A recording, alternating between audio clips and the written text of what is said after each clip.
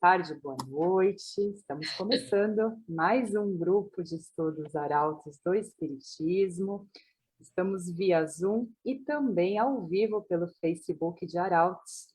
Você pode deixar o seu recado, a sua mensagem. Sempre uma alegria ter você aqui conosco neste grupo de estudos da doutrina espírita.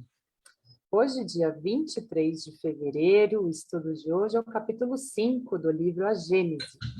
E começamos, então, com a prece de abertura que a Alexandra vai conduzir hoje. Bem-vinda, Alê. Obrigada, Michele. Olá a todos.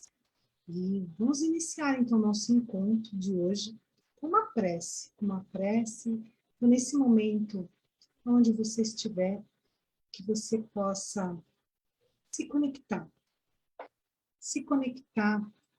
com todo o aprendizado, né, que nós vamos ter nessa tarde de hoje, né, e que esse aprendizado ele possa expandir, trazer um novo olhar, e assim também vai contribuindo, né, com essa fraternidade universal, pela paz no planeta e em todo o cosmos.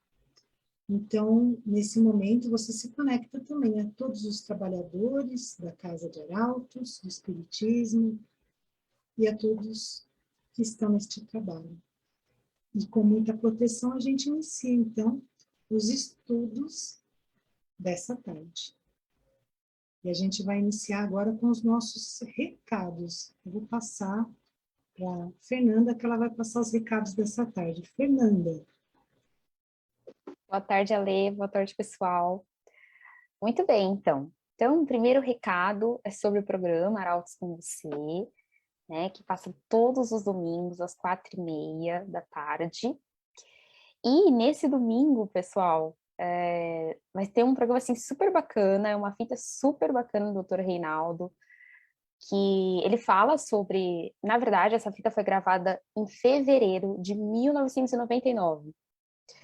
Tem um tempinho, mas é uma fita super interessante porque ele traz diversos temas sobre auto-amor, autocuidado, autoconhecimento, auto-perdão. Então, assim, é bem interessante para algumas reflexões. Bom, o segundo recado é sobre a estrutura do nosso estudo aqui, né? Então, o nosso estudo passou por uma mudança de horário, agora são todas as quartas, às 6h da tarde, das 6 às 6h40, e nós sempre procuramos fazer cada semana um estudo de uma obra diferente da doutrina, né? Então, na primeira semana, a gente fala do Evangelho, junto com o Livro dos Espíritos. Na segunda, Livro dos Médiuns, sempre fazendo as pontes também com o Livro dos Espíritos. Na terceira, Céu e Inferno. E na quarta, a Gênese. E hoje nós iremos falar do 5º capítulo da Gênese. Então, é isso, agradeço e passo a palavra para o seu Almério, ou para o grupo. Obrigada. É para mim sim. Então, tá bom. Então, a gente está estudando o capítulo 5 do livro Gênese, Antigos e Modernos Sistemas do Mundo. Né? Então, vamos ver como que nós podemos interpretar essas colocações da Gênese para o nosso entendimento do nosso dia a dia.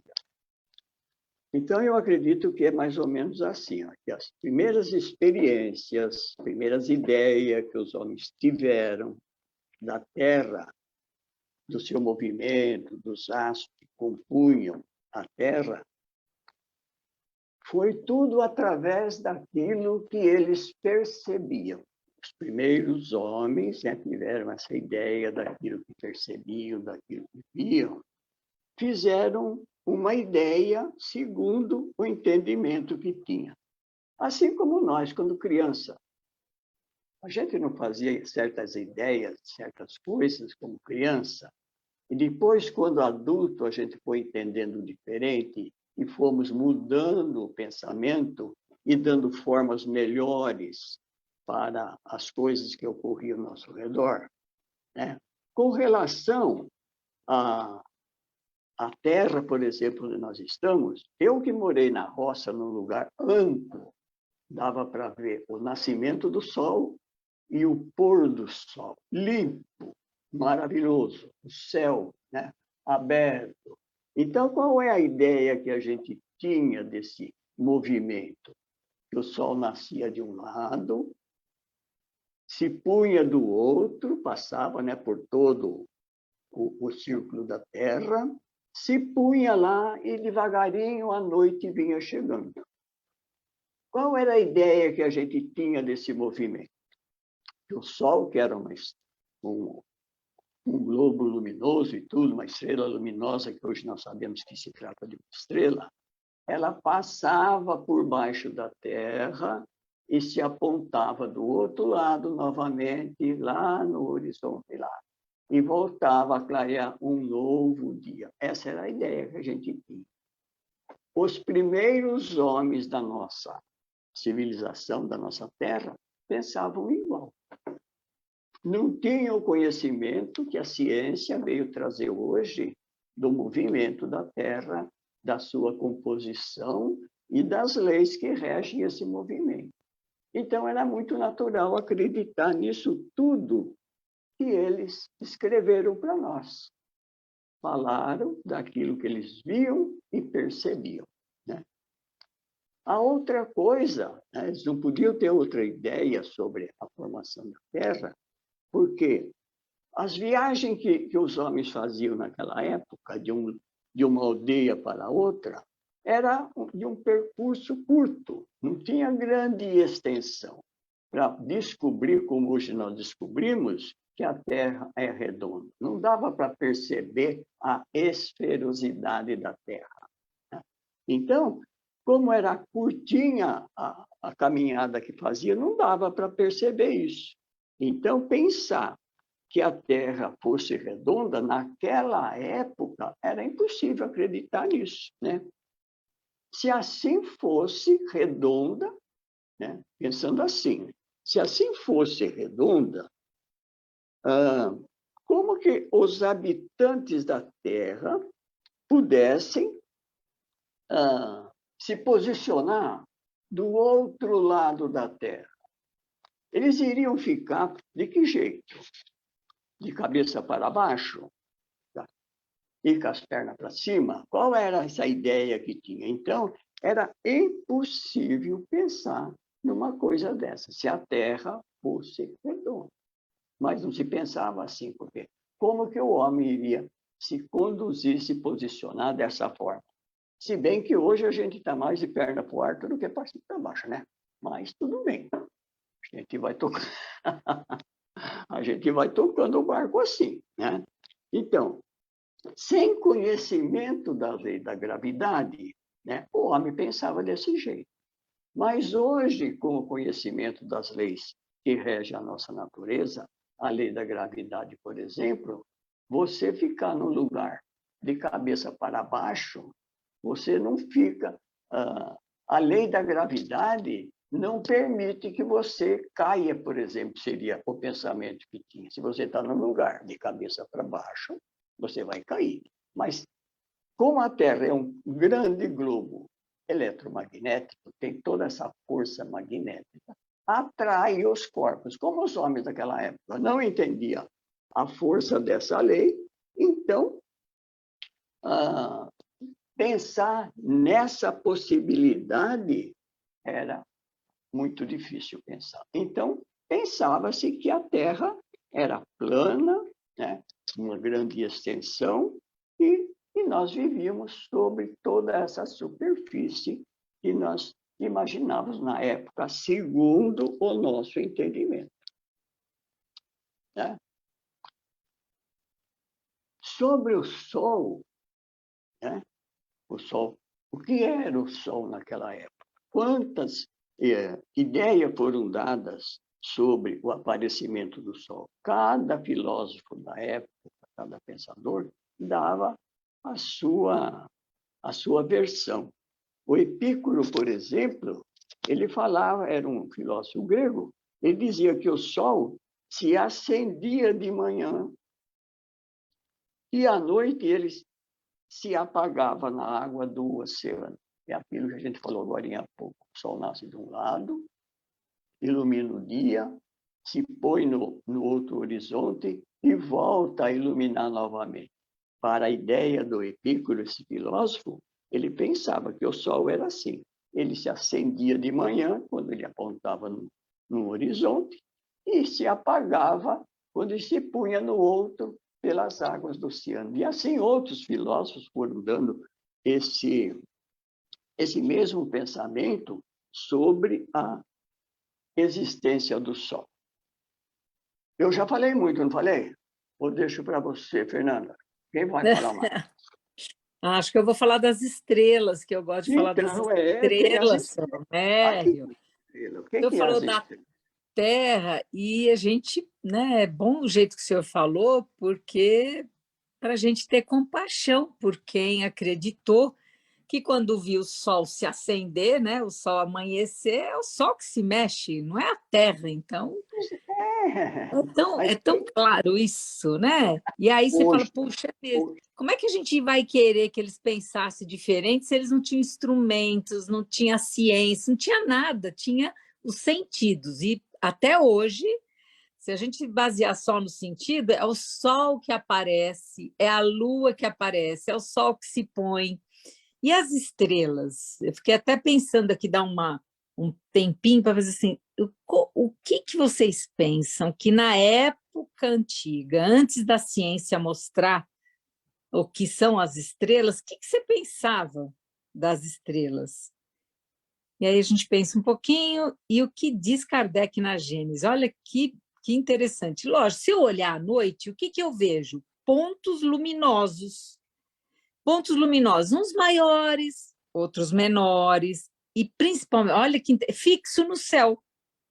Por isso que até hoje, o que a gente fala? A gente fala em cúpulas,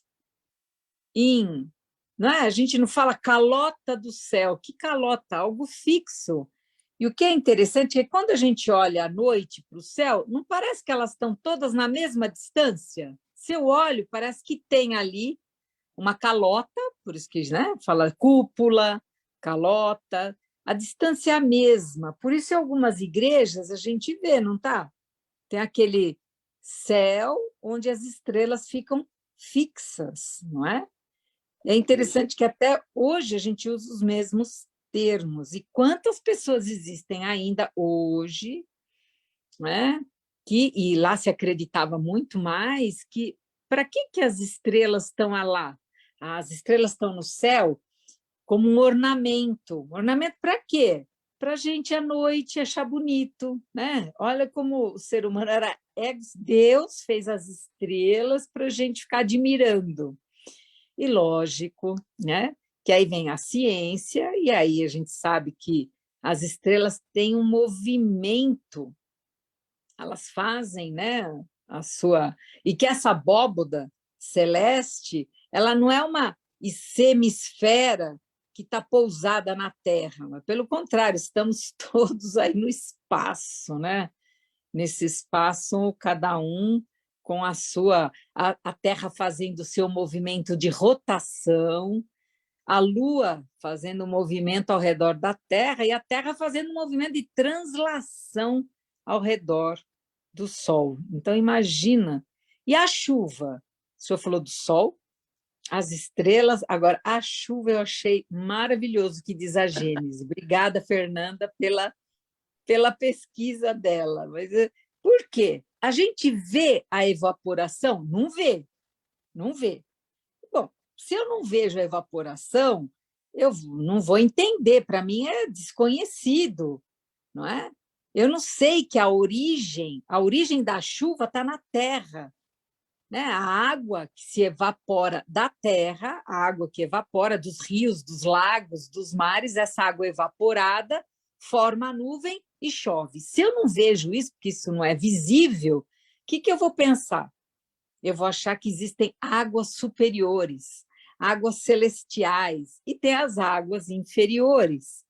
Então, existem, por isso tem a palavra fonte celeste, olha que legal. Por quê? Porque eu não vejo a evaporação, eu acho que essa água é divina, essa água, essa fonte, existe uma fonte no céu, uma fonte celeste e uma fonte terrestre, que é daqui da Terra, e os reservatórios, né, que estão em altas regiões. Então, olha que interessante, né, o pensamento antes da ciência. E ainda mais, eu não falei que tinha uma abóboda, então a água superior ela escapa por essas frestas. São frestas da abóboda que caem em gotas né, em forma de chuva, de acordo com essas aberturas. Se elas são mais largas, aí vem a enxurrada mesmo, vem a torrente. E se elas são suaves, né? Então, a chuva que veio do dilúvio são grandes aberturas, né? Por isso que é tão importante a gente conhecer o início, né? Para depois agradecer a ciência que ampliou a nossa teoria. E muito, só por falar nisso, já as pessoas queriam queimar, né? Já ia para a fogueira. Imagina dizer que a Terra não era plana, né? Dizer que, enfim, tudo que a gente sabe e aceita com tanta naturalidade hoje. Passo a bola.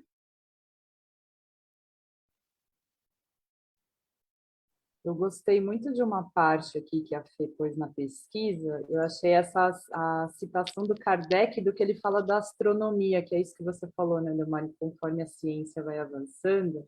E olha que legal que ele diz, né? A astronomia não é mais um sistema fundado sobre conjecturas ou probabilidades, mas uma ciência estabelecida sobre as bases, as mais rigorosas do cálculo e da geometria. Assim se encontra assentada uma das pedras fundamentais da Gênese. E é muito interessante ver essa evolução, né? As pessoas que foram queimadas na fogueira por achar que a Terra era plana, e agora toda a evolução. E o que me anima é do que está por vir, né? Olha só, o que vem por aí, né? E é interessante, né, que o Allan Kardec, né, desde o início lá da codificação, que foi em 18 de abril de 1857, olha quanto tempo atrás, né? Ele sempre defendeu, né, sempre falou abertamente, inclusive, da pluralidade dos mundos habitados, né? Então, sempre falando, né, das vidas em outros planetas, né, falando desses sistemas, né, e mesmo os cientistas depois descobrindo, né, quanto que não dá para numerar, para imaginar o número de sistemas que existem no universo, é muito amplo, mas é interessante, né, que olha só, nós estamos em 2022, em 1857, Allan Kardec, corajosamente, abrindo, né, e falando, né, da existência, né, de outros mundos habitados, né? Então ele falava sempre dos mundos habitados e, claro, né, Jesus, no Evangelho segundo o Espiritismo também fala, né, há muitas moradas na casa do meu Pai, entendendo que a casa do Pai é, né, esse universo todo, né, que a gente... Então, quando você fala, né, Michele, o que será que vem por aí, né? E o que será? E aí hoje eu fiquei só fazendo uma reflexão se o avanço da tecnologia, de repente, não ajuda a gente aí na comunicação, né? Esses outros mundos aí, de uma outra forma, né? Que estamos entrando aí na era, numa outra era, além da internet. Tem a internet e agora está surgindo, está, né, falando de metaverso, né? Um outro espaço aí de avanço. Então, a ciência sempre caminhando junto, né? Eu gostaria de complementar o que ela trouxe, que eu acho que é bem interessante quando a gente fala da junção, né, da ciência com o espiritismo. O Kardec, ele traz na pergunta 55 do Livro dos Espíritos, ele tem uma pergunta escrita assim: todos os globos que circulam no espaço são habitados? Aí a resposta é sim. O homem da Terra, ele está longe de ser o único que existe, né? E o primeiro em inteligência, em bondade e perfeição. E ele fala até que muitas das vezes nós julgamos e achamos que somos únicos, mas na verdade não somos. Então entra nessa reflexão que a Lê puxou, né? da pluralidade dos mundos habitados. Então, eu achei bem interessante isso. Expande, né? Não somos únicos. A vida. Quer falar? Angelina, pode falar. Eu achei interessante no texto, né, do material de apoio, esse diferentes céus aqui, né? Então, lá atrás, eles viam como sete céus, né? 7 camadas de céu, né? E trazendo para hoje em dia, a gente percebe que esses céus são os diferentes mundos, né? As diferentes, e se permeiam, né? São as diferentes dimensões, né? Níveis, né? Espirituais, né? Dimensões espirituais onde que cada um está, né? Para cada mundo, né? Cada mundo tem o seu nível de evolução, né? E lá eles compravam como céus, né? Os céus, foi isso que eu entendi, eu achei bem interessante.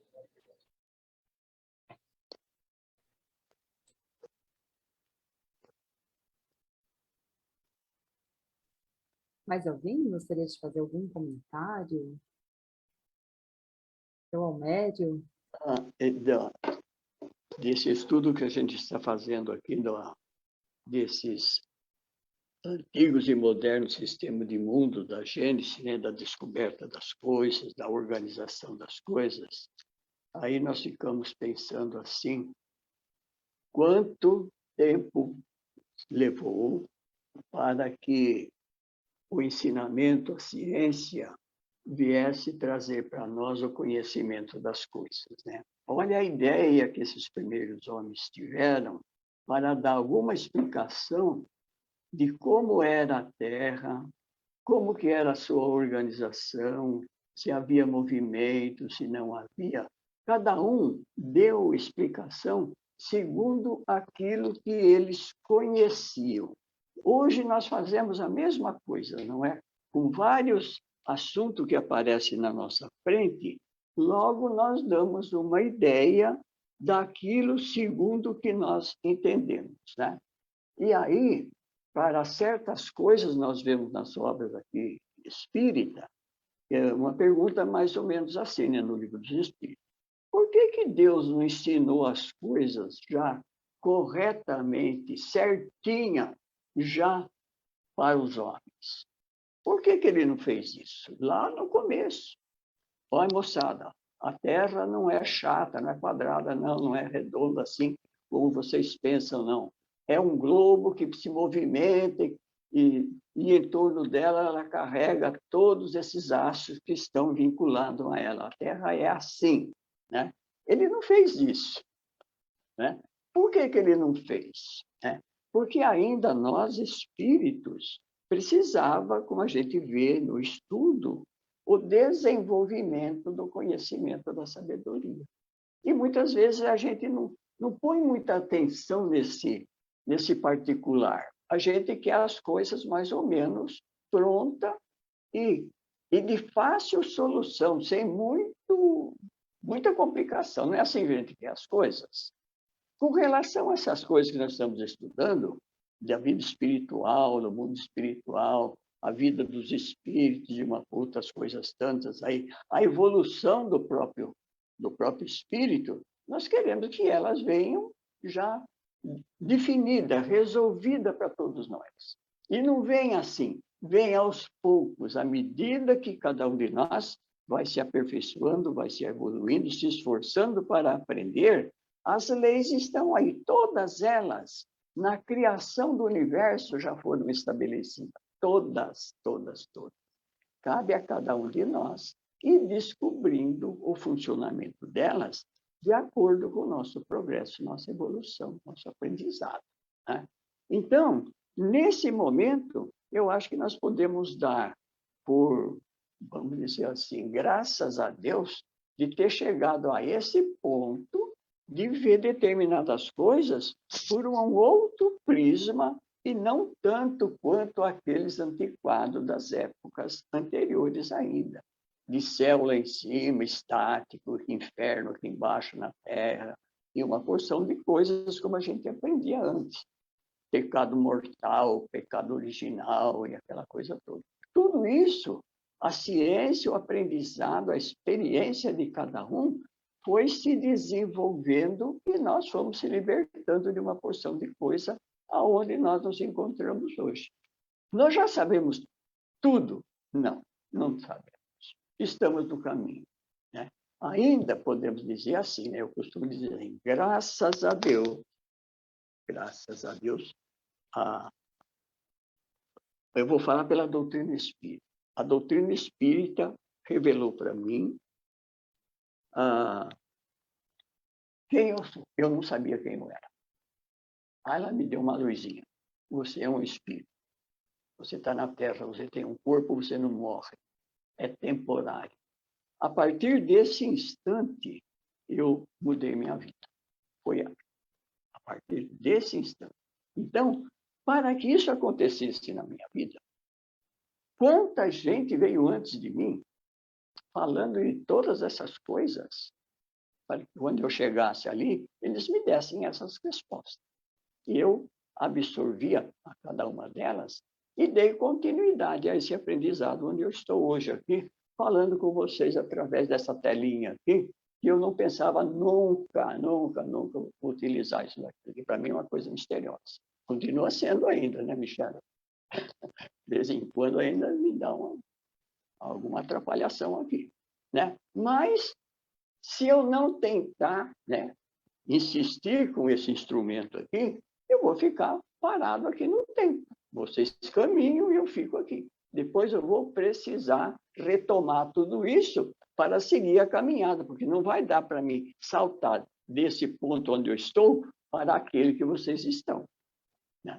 Eu preciso fazer essa transição. Então, se eu estou no caminho, agora eu devo aproveitar essa. Então, é a mesma coisa com esse estudo que nós estamos fazendo aqui. A Terra é plana, a Terra é redonda, ela se movimenta, a chuva cai lá de cima para baixo, por quê?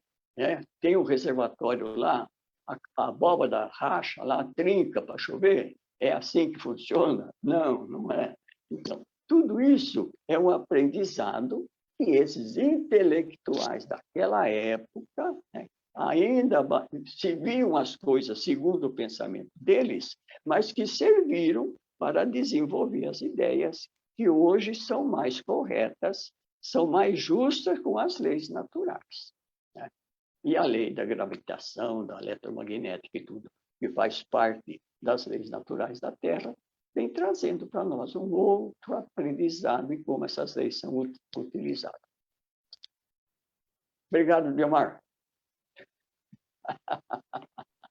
Eu que agradeço, seu Mério, eu que agradeço e agradecer como a gente aprende mesmo, né, no Espiritismo, que se tem um ponto da ciência que prova que o Espiritismo se equivocou, Kardec foi bem claro. O Espiritismo deixa esse ponto de lado e segue com a ciência. Olha que maravilha quando Kardec coloca para nós esse ponto, né? Até agora não vi nada, não, mas a gente continua aqui. E aí fico pensando, olha o salto evolutivo que a gente deu. Imagina com essa evolução toda, o que será que vem por aí, como disse Alexandre? Acho que essa é a grande reflexão, né? E que bom, né, que o senhor agora com seus 80 e quantos, homem? 87 anos? 87 anos, se desafia para entrar na internet, mexer com o computador, abrir o Zoom e falar através da tela. Então, continua sendo grande inspiração para todos nós. Obrigado, Salmério. Eu que agradeço a vocês, porque vocês me deram essa oportunidade também.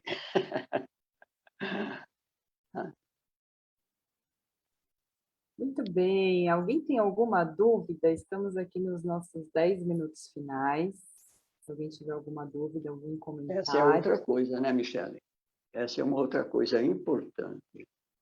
Você não tem nenhuma dúvida? Não, eu não. Então você não faz parte aqui da Terra. Você deve estar em outro lugar. Não ter dúvida aqui. É verdade, Salmério. E tem muitas perguntas que ainda a gente não tem resposta, né? Então, Você não tem Eu, pelo nenhuma menos, tenho dúvida? um monte de perguntas. Não, eu não tenho nenhuma dúvida. Das duas, uma, né? Ou ele não entendeu a pergunta, É verdade. não é? É verdade. Ou ele já sabe tudo, né? E o que ele está fazendo aqui não tem importância nenhuma. Por isso é importante que tenha dúvida, sim, e muitas. E outra coisa importante também, que tenha coragem de perguntar. Porque você tem dúvida e não pergunta, de vergonha. Verdade, mamãe. Verdade. E eu tenho um exemplo. Tem o quê? Eu tenho um exemplo. Tem um exemplo, seu médico? Eu tenho um bom exemplo sobre isso. O senhor quer contar? Demora muito para contar? Então, Foi eu mesmo. E o senhor foi corajoso, né? De entrar no Zoom, de perguntar. É verdade. Foi muito bom. Exatamente. Então, essa é uma outra fase também do nosso aprendizado, que podemos dizer de evolução, ter a coragem de perguntar daquilo que não sabe. Porque você só vai caminhar quando você se desprender desse preconceito próprio seu, né? Dessa chamada orgulho barato. Perfeito. Bom, a gente separou aqui o trecho, seu Médio, de um vídeo de 1971, onde Chico Xavier responde algumas perguntas no programa Pinga Fogo, e vale a pena a gente ver, porque ele vai bem de encontro com tudo que a gente falou, e principalmente o que ele diz aí do que vem por aí. Então, vou compartilhar aqui com vocês esse vídeo, bem legal de ver o que ele diz.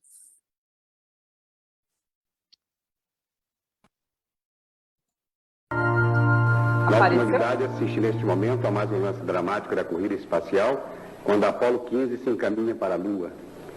Acreditam os mestres espirituais de Chico Xavier, se ainda em nossa atual civilização o homem poderá entrar em contato com civilizações de outros planetas? Estamos subordinando a resposta ao mesmo critério com que foi estruturada a informação para a nossa estimada entrevistadora que falou sobre a nova era. Se não entrarmos numa guerra de extermínio nos próximos 50 anos, então nós podemos esperar realizações extraordinárias da ciência humana partindo da Lua. Então diz o nosso Emmanuel, que está presente, que quando Cristóvão Colombo perambulava pelas cortes europeias pedindo socorro para descobrir um caminho mais fácil para as Índias, muita gente considerou o programa dele como absolutamente inútil para a humanidade, que aquilo era uma despesa absolutamente inócua e que iria pesar demasiadamente no orçamento de qualquer povo, até que ele conseguisse o apoio de Fernando e Isabel, ou então os soberanos de Castela. Mas nós hoje sabemos, depois de 5 séculos quase, mais de 4 séculos, a importância do feito.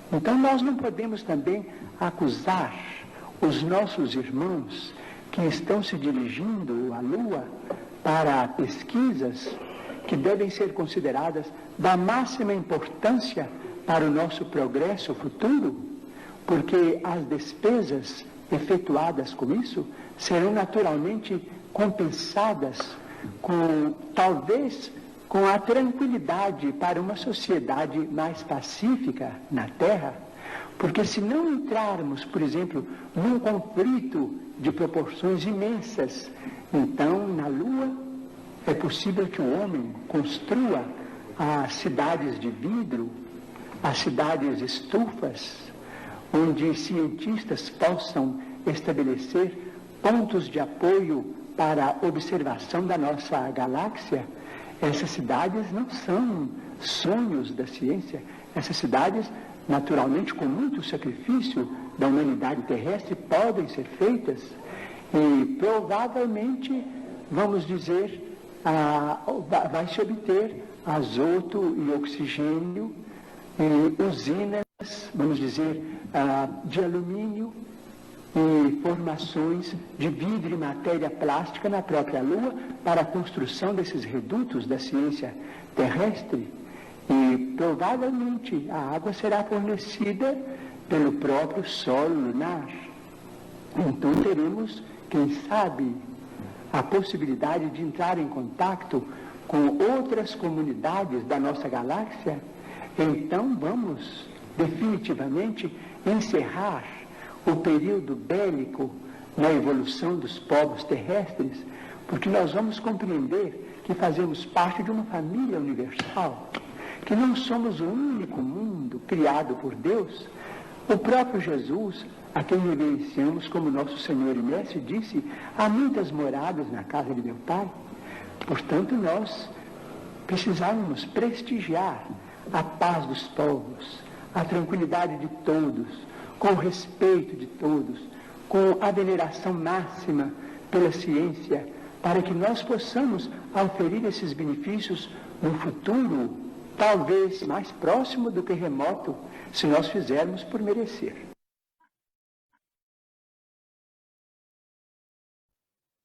Se nós fizermos por merecer. Que presente, hein? Isso foi um presente. É sempre muito bom, né? Ouvir. Opa, peraí, deixa eu tirar aqui. Muito bom ouvir o Chico. Muito bem, pessoal. Estamos chegando, então, ao final do nosso grupo. Eu vou passar para a Hilda fazer a prece de encerramento. Hilda, contigo. Como o tema de hoje tem tudo a ver com progresso, né? A mensagem hoje é Cristo Progresso. Cristo Progresso deve ser a interpretação da vida de Jesus na Terra. Desde a progênie da sua existência no mundo físico, foi estimulando o progresso em todas as divisões do saber. Os sacerdotes criaram dificuldades para a disseminação de seus conceitos, por existir progressão de valores. As qualidades de esclarecimento ultrapassaram os antigos escritos, cujos conceitos já careciam de modelação à altura do empuxo evolutivo das criaturas. O mestre trabalhava até na economia de falar e escrever, de longas orações em lugares pré-estabelecidos pelos homens. Ensinou aos seus discípulos a prece simples do Pai Nosso. Transformou os 10 mandamentos em apenas 2 e afirmou que ali estavam a lei e os profetas. No lugar de antigos e esticados rituais dos mestres das sinagogas, em templos suntuosos, ele pregava a boa nova no reino de Deus, em plena natureza, tendo como frondosas árvores onde, em vez de esculturas e desenhos artísticos, o próprio firmamento, com as imagens das estrelas, era o visual celeste. O Cristo era apologista do aperfeiçoamento dos homens e das coisas, não tendo vindo destruir as leis, mas dar-lhes cumprimento. Vale dizer que a evolução é a ascensão da própria lei, a justiça animada por Moisés. Ele transformou em amor e, por vezes, em perdão. Tudo Jesus avança. Ele mesmo disse ser o maior que Moisés. E nós dizemos, ele é maior que todos os sábios e tantos juntos, pois foi ele que organizou todas as falanges dirigidas pelos profetas. Jesus, depois de Deus, é o responsável supremo de toda a organização da Terra, do princípio até agora e de agora até o fim. Em nada há retrocesso, tudo busca a perfeição infinita de Deus. A luta dos anciãos com a juventude é uma prova da evolução, e por isso deve ser regulada. Os jovens querem expandir sem regular, e os velhos, muitas vezes, parar sem compreender. Dessas duas forças nasce uma terceira, que coloca o avanço no centro, onde ele deve ficar para o benefício de todos, pois o caminho do meio é o melhor. Cristo Progresso define a sua posição diante de todas as dificuldades, porque somente o progresso, impulsionado pelas suas mãos, pode resolver a situação difícil da humanidade. Mudar é uma arte divina, onde a esperança cresce e o amor fecunda as criaturas com a luz da vida. Quem já é consciente e está sentindo os valores da evolução, não quer olhar para trás. Aceita por vezes o sacrifício, mas deseja progredir. Quem ainda alimenta o ódio nas suas diretrizes de vida, o progresso colocará o seu coração pulsando pelo amor. E quem trilha os caminhos difíceis da vingança, receberá pela dor o perdão e restabelecerá suas forças diante das lutas. O apego constante que o homem primitivo assinala como natural será substituído pelo tempo com Jesus, pelo desprendimento que favorece a libertação. O progresso é a luz do sol, é a chuva e o ar, é o próprio alimento da alma e do corpo. É Jesus em sua missão de amor por todos nós, inesquecível em nossas consciências.